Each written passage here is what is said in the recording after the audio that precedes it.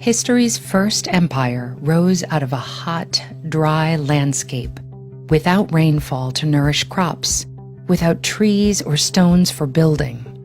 In spite of all this, its inhabitants built the world's first cities with monumental architecture and large populations, and they built them entirely out of mud.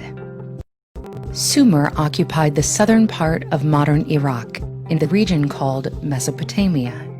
Mesopotamia means between two rivers, the Tigris and the Euphrates. Around 5000 BCE, early Sumerians used irrigation channels, dams, and reservoirs to redirect river water and farm large areas of previously bone-dry land. Agricultural communities like this were slowly springing up around the world, but Sumerians were the first to take the next step. Using clay bricks made from river mud, they began to build multi-storied homes and temples. They invented the wheel, a potter's wheel, for turning mud into household goods and tools. Those clay bricks gave rise to the world's first cities, probably around 4500 BCE. At the top of the city's social ladder were priests and priestesses who were considered nobility, then merchants, craftspeople, farmers, and enslaved people.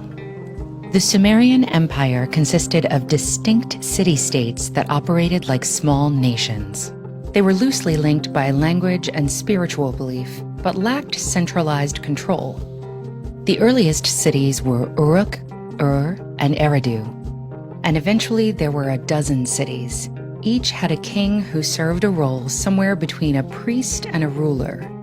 Sometimes they fought against each other to conquer new territories. Each city was dedicated to a patron deity considered the city's founder.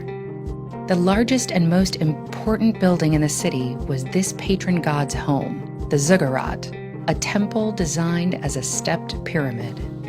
Around 3200 BCE, Sumerians began to expand their reach. The potter's wheel found a new home on chariots and wagons. They built boats out of reeds and date palm leaves, with linen sails that carried them vast distances by river and sea. To supplement scarce resources, they built a trade network with rising kingdoms in Egypt, Anatolia, and Ethiopia, importing gold, silver, lapis lazuli, and cedarwood. Trade was the unlikely impetus for the invention of the world's first writing system. It started as a system of accounting for Sumerian merchants conducting business with traders abroad. After a few hundred years, the early pictogram system called cuneiform turned into a script.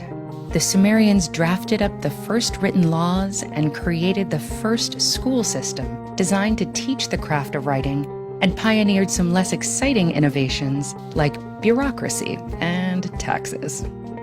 In the schools, scribes studying from dawn to dusk, from childhood well into adulthood. They learned accounting, mathematics, and copied works of literature, hymns, myths, proverbs, animal fables, magic spells, and the first epics on clay tablets. Some of those tablets told the story of Gilgamesh, a king of the city of Uruk who was also the subject of mythical tales. But by the 3rd millennium BCE, Sumer was no longer the only empire around, or even in Mesopotamia. Waves of nomadic tribes poured into the region from the north and east. Some newcomers looked up to the Sumerians, adopting their way of life and using the cuneiform script to express their own languages.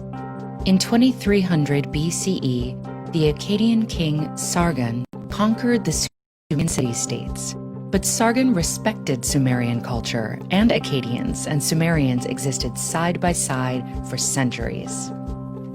Other invading groups focused only on looting and destruction. Even as Sumerian culture spread, a steady onslaught of invasions killed off the Sumerian people by 1750 BCE. Afterward, Sumer disappeared back into the desert dirt, not to be rediscovered until the 19th century. But Sumerian culture lived on for thousands of years. First through the Akkadians, then the Assyrians, then the Babylonians.